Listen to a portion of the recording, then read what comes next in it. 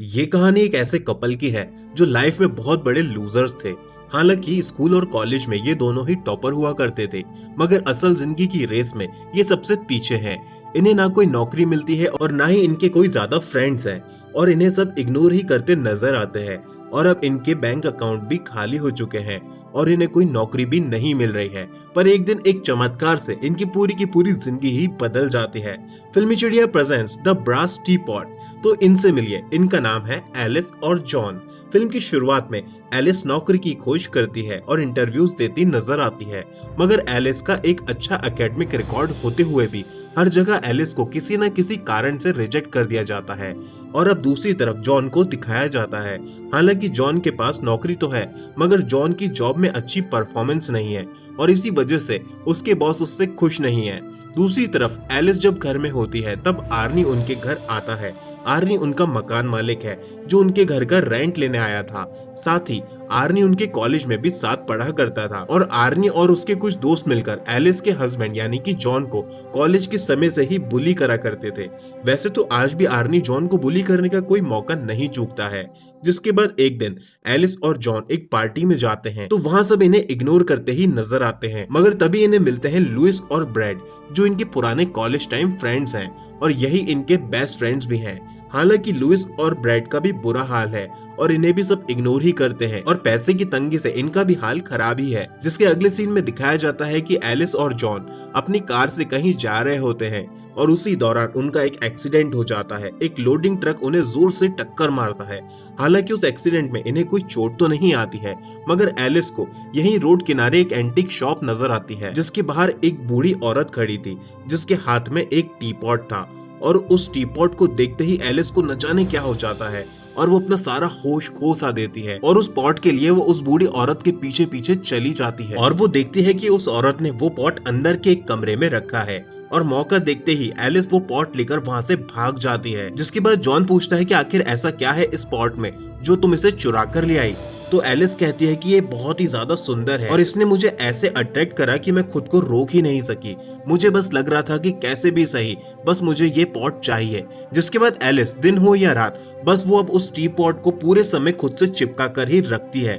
और एक दिन जब जॉन ऑफिस में था तब एलिस हेयर रोलर से अपने हेयर को ग्रूम कर रही होती है। तभी उसके कुछ हेयर्स उसमें खिंच जाते हैं जिससे उसे चोट लगती है और वो जोर से चीखती है और तभी बगल में रखा वो टी पॉट भी जोर से हिलता है और जब एलिस पॉट खोलकर देखती है तो उसमें कुछ डॉलर्स होते हैं और ये देखकर एलिस को यकीन ही नहीं होता है और वो एक बार फिर से अपने हेयर रोलर में बालों को फंसाती है जिससे उसे फिर से चोट लगती है और इस बार भी वो पॉट एलिस को पैसे देता है। जिसके बाद एलिस खुद को काफी चोट पहुंचाती है और हर एक चोट के बदले में ये पॉट उन्हें पैसे दे रहा था और दिए ही जा रहा था। जिसके बाद हमें जॉन को दिखाया जाता है। जॉन के बॉस ने आज उसे नौकरी से निकाल दिया है क्योंकि उसकी परफॉर्मेंस काफी दिनों से अच्छी नहीं चल रही थी और इसीलिए अब जॉन आज जल्दी घर लौट आता है और वो देखता है कि घर का गेट खुला हुआ है और घर में सब कुछ बिखरा पड़ा है और वो अंदर के कमरे में जब जाकर देखता है तो उसे एलिस बेड पर बेसुध पड़ी दिखती है। वो एलिस को उठाता है और उससे पूछता है कि क्या हुआ है तुम्हें, तुम ठीक तो हो।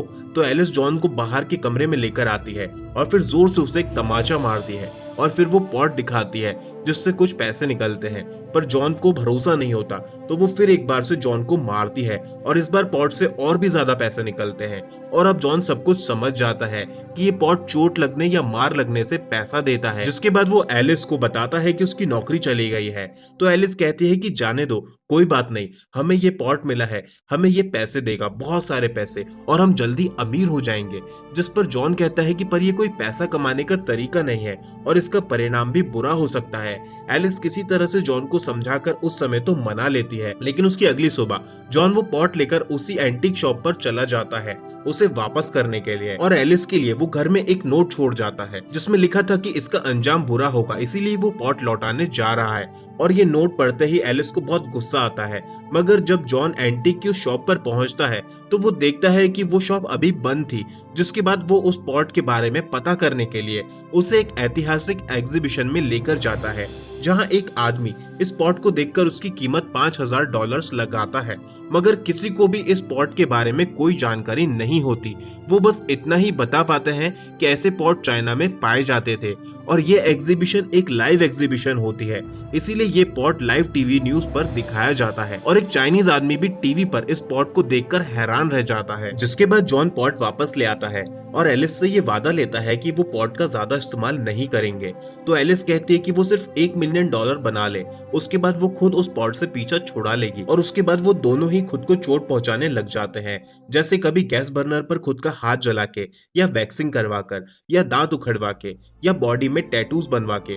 और इस सब से होने वाले दर्द से उन्हें काफी सारा पैसा मिलता है और इस पैसे को वो बाथरूम में छिपा कर रख देते हैं। एलिस जॉन से पूछती है कि क्या ये पैसा हम बैंक में नहीं जमा करवा सकते, तो जॉन ऐसा करने से मना करता है और कहता है कि हम जवाब क्या देंगे बैंक को कि ये पैसा आया कहाँ से है। जिसके बाद उसी रात को एलिस के तेवर कुछ अलग ही होते हैं और वो सेक्सी सी ड्रेस पहनकर जॉन को कहती है कि मुझे मारो, जोर से मारो। पर जॉन एलिस को बहुत प्यार करता है, इसीलिए वो उसे जोर से नहीं मार पाता। तो एलिस कहती है कि तुमसे नहीं होगा, मुझे करने दो, और फिर वो जॉन को बहुत मारती है। और अब अगले सीन में दिखाया जाता है कि जॉन और एलिस उनके घर में हैं।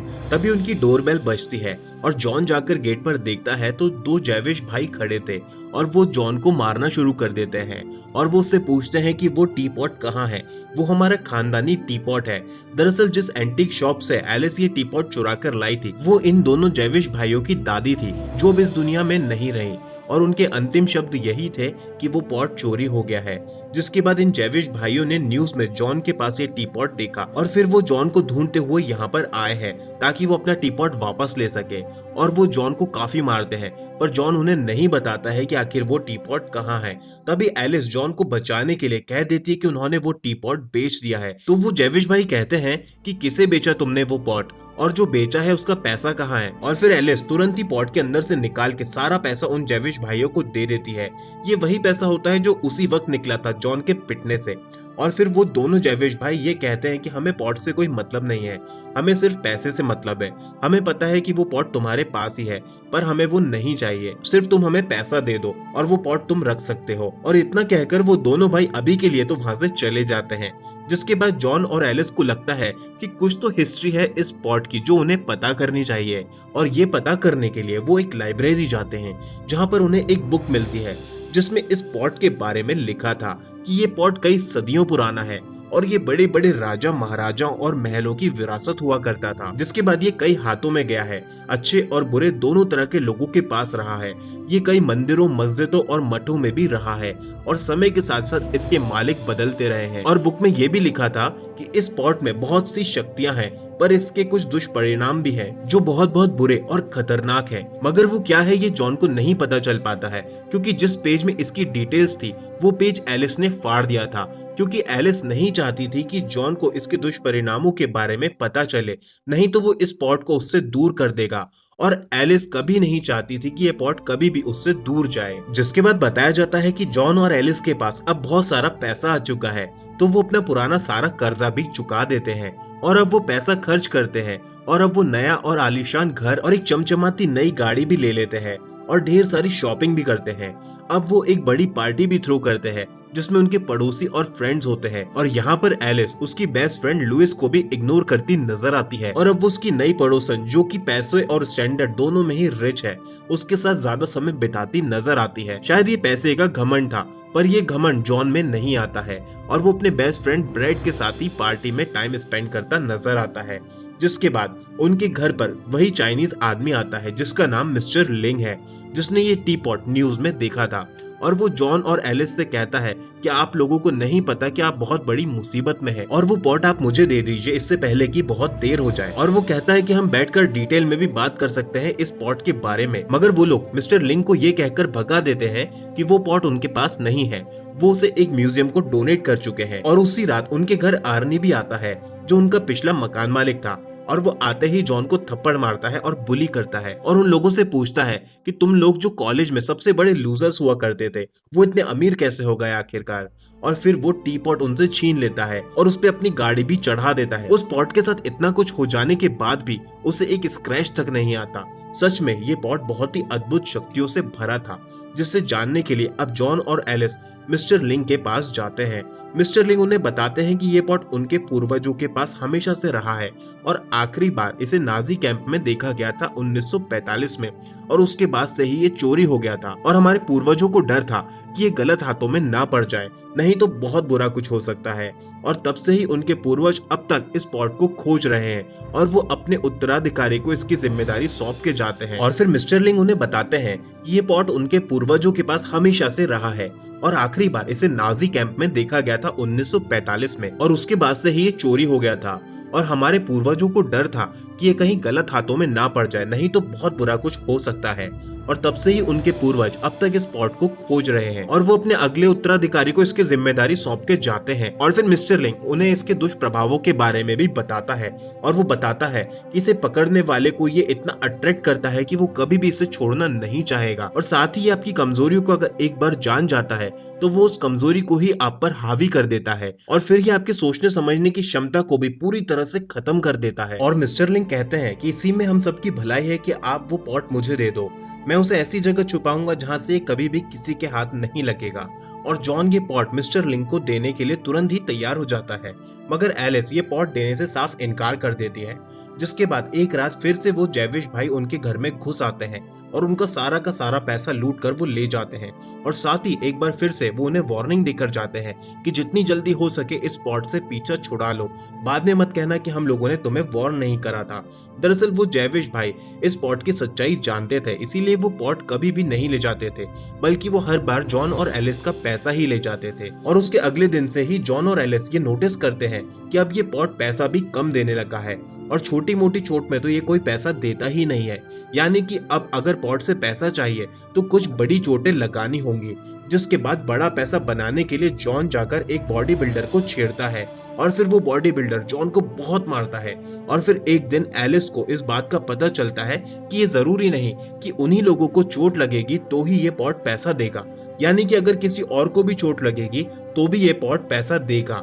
और अब जब उन्हें ये नया आइडिया मिल गया था पैसा बनाने का, तो वो इसका इस्तेमाल भी करते हैं। और अब वो रेसलिंग देखने जाते हैं एक बैग में टी पॉट को रखकर, और इससे अच्छा पैसा बनता है। और फिर वो एक टैटू शॉप में जाते हैं जहाँ दूसरे लोगों को टैटू बन रहे होते हैं, और यहाँ भी अच्छा पैसा बनता है। और फिर वो जाते हैं एक औरत की डिलीवरी रूम में, और वहाँ भी उनका अच्छा पैसा बनता है, जिसका मतलब ये हुआ कि जितना ज्यादा दर्द होगा उतना ही ज्यादा ये पॉट पैसा देगा। और ऐसे ही करते करते वो लोग काफी सारा पैसा बना लेते हैं। मगर अब ये पॉट एलिस की सोचने समझने की क्षमता पर काफी हावी सा होने लग जाता है, और एलिस लोगों को हर्ट ही नहीं बल्कि पैसा बनाने के लिए उन्हें जान से मारने की कोशिश भी करने लग जाती है।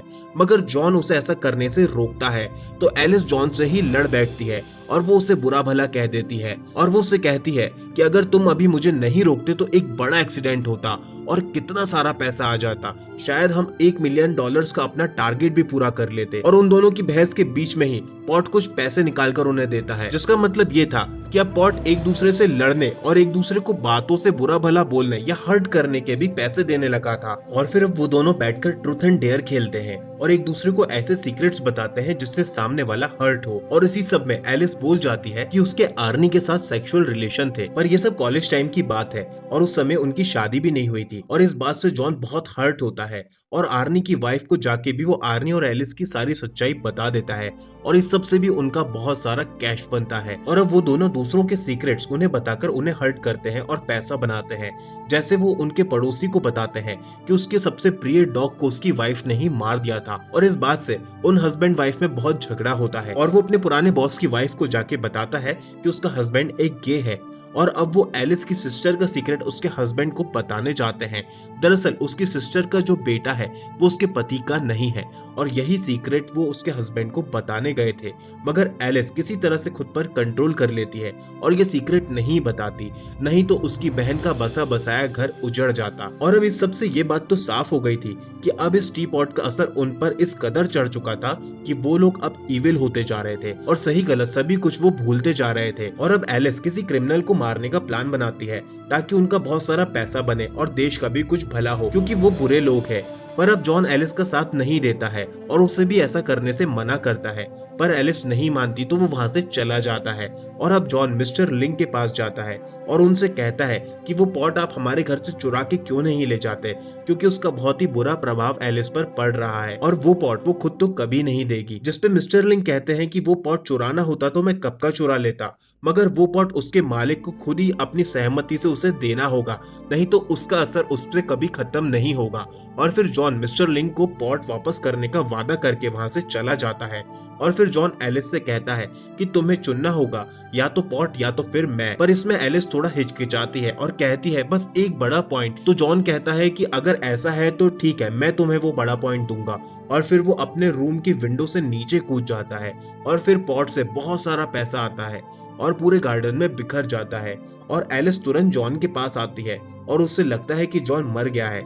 वो उससे माफी भी मांगती है और जॉन तभी उठ जाता है।